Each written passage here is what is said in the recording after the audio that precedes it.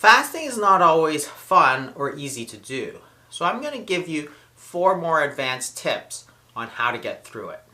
And stick around to the end. I'm going to share the story of Vicky, who topped out at 365 pounds, and I'll share her fasting regimen that allowed her to shed 178 pounds. She doesn't like to say lost because she doesn't want to find those pounds again.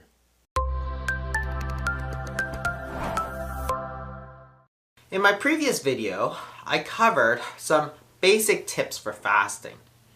I'm going to cover 4 more advanced ones because fasting is not so easy to do. Here's tip number 1. Find a group. Everything in life is always easier when you do it in a group. This is true not just for fasting, but also for diets or quitting alcohol or quitting smoking. Humans are social animals and we need that support.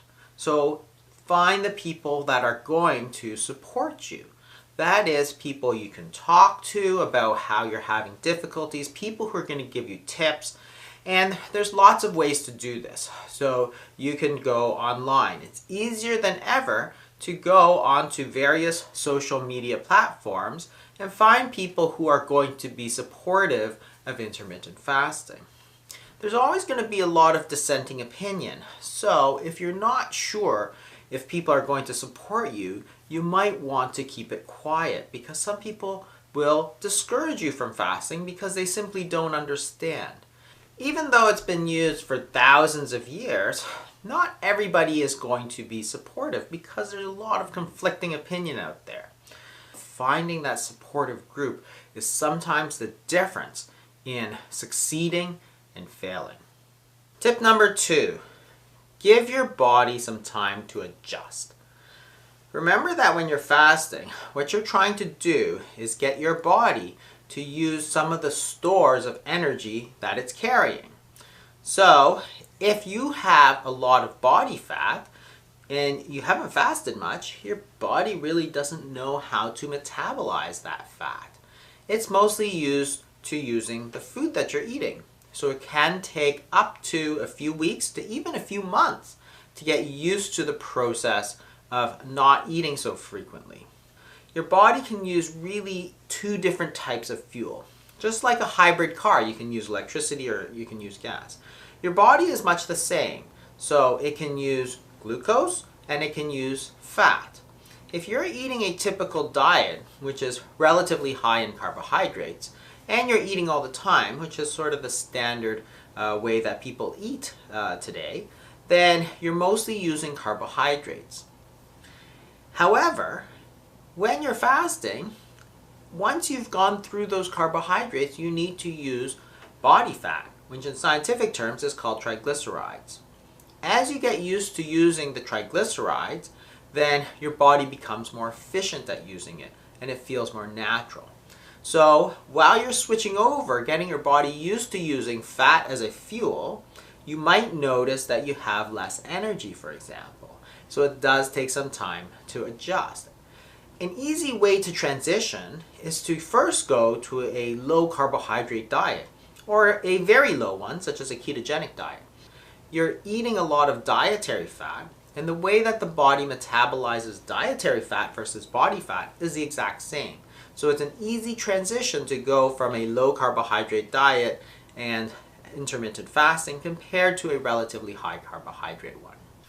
Tip number 3, fasting is not an excuse to eat whatever you want. If you're trying to lose weight, then it really comes down to 2 things. What you eat and how often you eat, or the question of when to eat. And these 2 questions are separate. So fasting doesn't tell you anything about what you eat when you do eat. And what you eat when you do eat doesn't tell you anything about how often you're eating. There's 2 completely separate notions, and they're both important. So even if you're fasting, you're going to get more mileage out of that if you also follow a proper diet. So if you are going to fast and then you eat pizza and chips and beer, well, you might just cancel out the weight loss benefits. So make sure that you're attacking both of those questions, what you're eating and when you're eating. And if you do both of them, then you're going to do a lot better. Tip number 4, act as if nothing is happening. Remember that when you're fasting, there's no real difference in what it is that you can and can't do. You're simply changing where your body gets energy. When you eat, you're going to use the energy from that food and you're going to store some of that as body fat and as sugar. When you don't eat or when you're fasting, you're simply going to take the energy that you've stored away and use it. If you have weight to lose, if you have excess body fat that you'd like to get rid of, then there's plenty of food. Think of it as a refrigerator and a freezer. So, if you have a lot of food in your freezer, you don't have to go to the store every day, and you don't have to change what you're doing because you can always get some steaks out of the freezer, you can get some vegetables out of the freezer and eat that. Your body is the same. If you're not eating, you're simply going to dip into those stores of food energy just like you go into the freezer.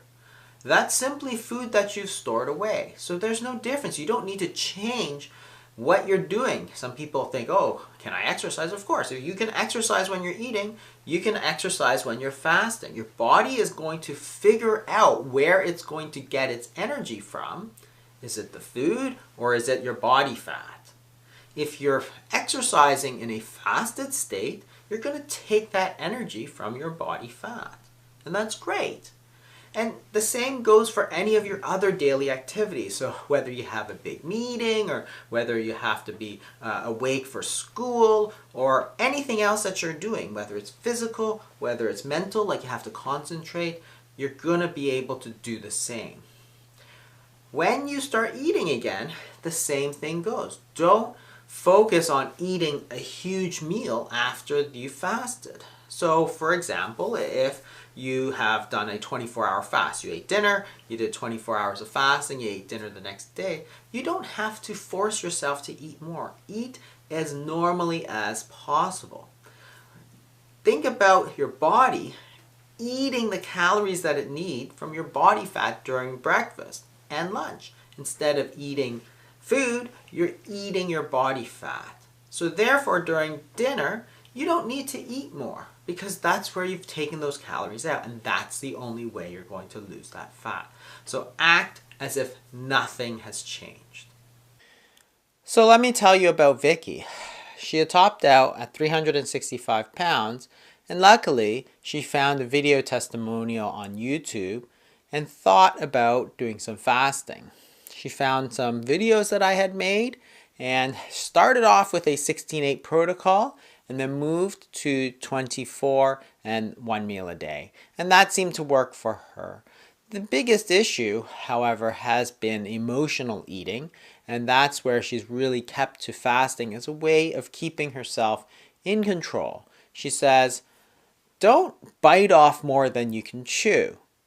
What she means by this is to start with something that you can handle and then gradually move up. So she started with shorter fasts, then moved her way up into the 20-hour fast and the 1 meal a day, things that she knew she could handle. She also kept in mind the reason why she was doing this. She wanted to lose that weight to really get healthy. She says, make sure that you enjoy the journey. There will be some ups and downs. There's going to be some awesome days and some horrible days. But the key is consistency and sticking to it. And the only way to do that is to love the journey every day. That's great advice, Vicky, and congratulations. I think you're doing an amazing job. So I hope those tips have helped you. Give them a try. And hey, if they do help you, then make sure you share it with some of your friends because they may find it helpful as well. And if you learned something in this video, if you could do me a favor and hit that like button, the one that's down there. I'll see you next week.